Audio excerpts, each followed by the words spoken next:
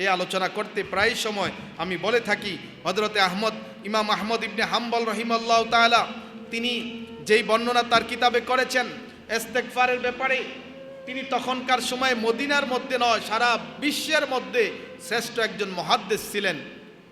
আল্লামা আহমদ ইবনে হাম্বল রহিমাল্লাহু তাআলা চারটা প্রসিদ্ধ মাযহাবের তিনি অন্যতম একটি হাম্বলি মাযহাবের প্রতিষ্ঠাতা আহমদ ইবনে হাম্বল রহিমাল্লাহু তাআলা। তিনি তার রচিত গ্রন্থ মুসনাদে আহমদ পৃথিবীর মধ্যে সবচেয়ে বেশি হাদিস তিনি একত্র করেছেন। ওই যুগের তিনি শ্রেষ্ঠ একজন মুহাদ্দিস। তিনি যেখানেই শুনতেন হাদিস আছে সেখানেই যাইতেন, যেখানে শুনতেন হাদিস পাওয়া যাবে ওখানেই যাইতেন। তখনকার যানবাহনের মাধ্যম ছিল না, পায়ে হেঁটে যেতেন। একবার তিনি রওনা করলেন মদিনা থেকে, দূর দেশে যাবেন, দূর প্রান্তে যাবেন, হাদিস পাওয়া যাবে। ওখানে গেলে একটা হাদিস আল্লাহ রসুল বর্ণনা করেছেন, ওই সাহাবি অথবা তাবি ওখানে আছে, যেতে হবে। তিনি রওনা করেছেন সফর।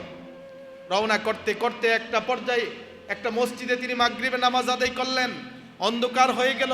তিনি চিন্তা করলেন এশার নামাজ আদায় করে ওখানেই রাত্রিটা যাপন করে সকালে আমি আবার রওনা করব। ইমাম মুসনাদ আহমদ তিনি তার গ্রন্থে লেখেন, তিনি এশার নামাজ পড়ে মসজিদে অপেক্ষা করছেন, কিন্তু মসজিদের যে কেয়ারটেকার তত্ত্বাবধায়ক ছিল তিনি বলছেন আপনি মসজিদে কোনো অবস্থায় থাকতে পারবেন না, মসজিদ লেগে যাবে। তাকে তখন মানুষেরা চিনতে পারেনি। তিনি এত বড় যোগ বিখ্যাত আলেম এটা জানতো, কিন্তু উনি যে তিনি যে আহমদ ইবনে হাম্বল এটা কেউ জানতো না।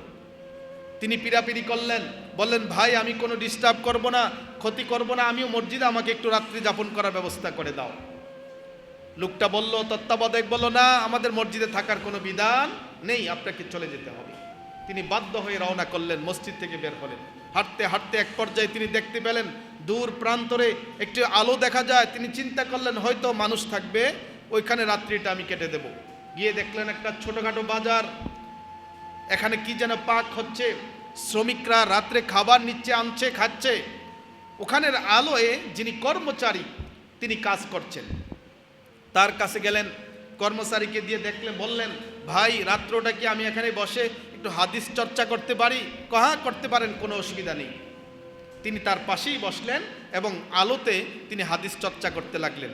মুসনাদ আহমদ ইবনে হাম্বল বলছেন তার কিতাবে যে আমি দেখলাম, লক্ষ্য করলাম ওই শ্রমিকটা যে রুটি বানায় সে রুটি দিতে সেক দিতে বলে আস্তাগফিরুল্লাহ, টাকা দিতে বলে আস্তাগফিরুল্লাহ, টাকা নিতে বলে আস্তাগফিরুল্লাহ, কাজকর্মে শুধু তার মুখ থেকে আস্তাগফিরুল্লাহ শুনতে শুনতে আমি এক কৌতূহল হলো, ভাই এটা এভাবে আপনি কয়দিন ধরে বলছেন, কেন বলছেন?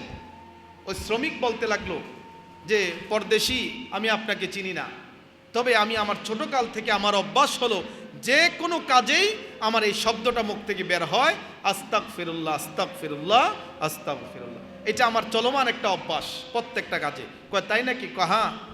তাহলে তিনি বলতে লাগলেন, শ্রমিক এই কাজটা করে আমি আল্লাহর পক্ষ থেকে একটা বিনিময় পেয়েছি। কি বিনিময়? আমি মুস্তাজিবুদ দাওয়াত, মানে আল্লাহর কাছে আমি যা চাই তাই আমি পাইয়া যাই, এই গুণটা আমি পেয়ে গেছি। সুবহানাল্লাহ। এই কথা শোনার পরে আহমদ ইবনে হাম্বল বলছে, বাবা এত বড় বিশাল বড় মুস্তাজিবুদ দাওয়াত হয়ে গেল। তার কৌতূহল আরো বেড়ে গেল। তিনি বললেন তাই নাকি? হ্যাঁ।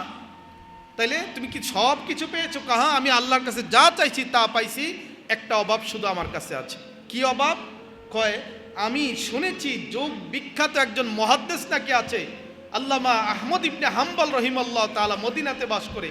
আমি আল্লাহর কাছে কত বলেছি, আয় আল্লাহ এই লোকটার সাথে জীবনে আমি যেন একবার দেখা করতে পারি। সুবহানাল্লাহ। এই কথা বলার পরে তিনি তার কিতাবে লেখেন, এই কথা বলার পরে মুসনাদ আহমদ ইবনে হাম্বল রহিমাল্লাহু তাআলা তাকে জড়িয়ে ধরে কান্না শুরু করে দিলেন। বলেন তোমার দোয়া আল্লাহর কাছে এত বেশি কবুল হয়েছে, তুমি নয় বরং ওই লোককে আল্লাহ তাআলা তোমার কাছে প্রেরণ করে দিয়েছে। মুস্তাজিবুদ দাওয়াত। তার আমল একটা ছিল বিশেষ আমল, তার নাম তাওবা ইস্তেগফার। তিনি মুখ থেকে শুধু তাওবা ইস্তেগফার আস্তাগফিরুল্লাহ শব্দটা বলতেন। আল্লাহ তাআলা তাকে মুস্তাজিবুদ দাওয়াত করে ফেলেছে। সুতরাং এইটা রমজানের এই অভ্যাস যেন আমার উঠতে বসতে, গাড়িতে, চলমানে, খাওয়া দাওয়ায়, ঘুমতে, সব কিছুতে যেন আমরা এই অভ্যাসটুকু চলমান রাখতে পারি।